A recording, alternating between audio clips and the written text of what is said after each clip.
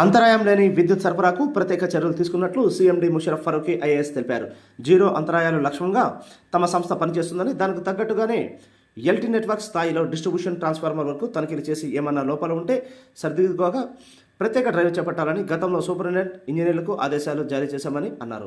గురువారం ఉదయం బంజారాహిల్స్ సర్కిల్ బోర్బండలో మరియు బంజారాహిల్స్ సెక్షన్ పరిధిలోని బస్సులో పర్యటించారు. ఈ కార్యక్రమంలో సంస్థ director Narasimhulu, chief engineering metro Prabhakar, Banjara Hills SE Karunakar Babu, Banjara Hills D Hanumanth Reddy, Greenlands D Bheemanayak తదితరులు పాల్గొన్నారు.